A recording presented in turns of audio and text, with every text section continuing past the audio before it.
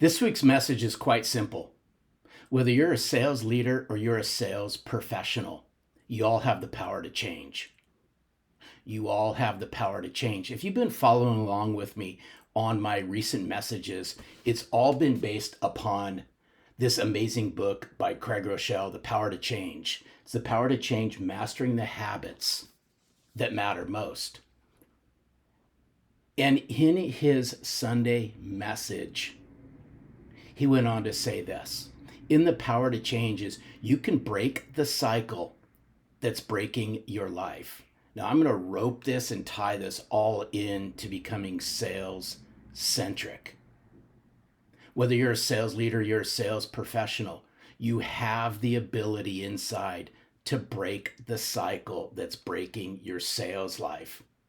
You see, he went on to say this, Pastor Craig went on to say this, it's rare that people end up in a bad place by just one choice. Now let's stop and think about that for a moment. It's rare that somebody in sales ends up in a bad place by one choice they make. He went on to say it's usually one harmful habit at a time. It's one wrong step at a time. It's a series of unhealthy habits. So isn't this interesting? It's one harmful habit at a time. Let's think about this, looking at this through a sales lens. One bad month just didn't happen. A series of bad months just didn't happen.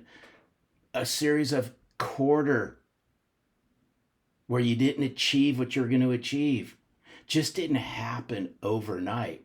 It was a series of unhealthy habits, one step at a time. Now, Pastor Craig went on to say this, based on who you want to become, what's one habit you need to break?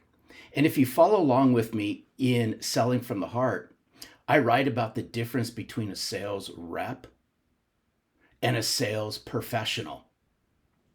So based on your desires to become a sales professional, what's one habit you need to break? I'm going to ask you to think about that. What's one habit you need to break? Because he went on to say this, you cannot defeat what you do not define. I'll repeat that again. You cannot defeat what you do not define. Let that one soak in. I know you all have good intentions. You all have good intentions. You want to exceed your budget.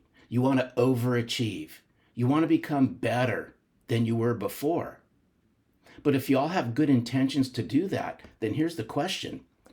What's your follow-through? What is your follow-through?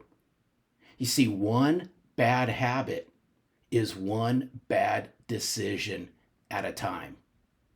Let's just think about it when it comes to something that, in my opinion, is 100% non-negotiable. All the issues, and I'd say a vast majority of those issues that you all have in sales is going to point back to one thing. It's going to point back right to inconsistent prospecting, inconsistent business development. And this only gets worse over time. What you put off today and what you put off tomorrow and what you put off next week and the week after and the week after is only going to come back and bite you right in the backside. And then everyone's going to point fingers. When in essence, all you got to do is look in the mirror, because the mirror never lies. The only person who lies is the person who looks into the mirror. So what I'd like for us to think about this week is what's one habit, what's one bad habit you're going to break, and what's one good habit that you're going to start. See, as Craig Groeschel brought his message to a close, he talked about interrupting the action. Let's just think about how you interrupt that bad habit. And then he went on to say this, why resist the temptation in the future if you have the power to eliminate it today? Because the habits you have today will shape who you become tomorrow. The habits you have today will shape who you become tomorrow.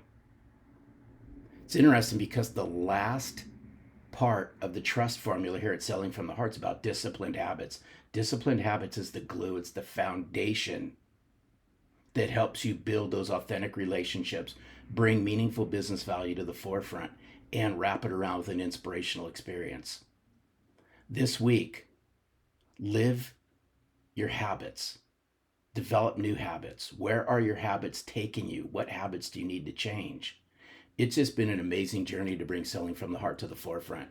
So I just want to say thank you for all of you as you help me bring this movement of authenticity, integrity, and trust back into the sales profession, because your clients would rather connect and do business with a sales professional who sells from the heart as opposed to one who is an empty suit. Have an amazing week.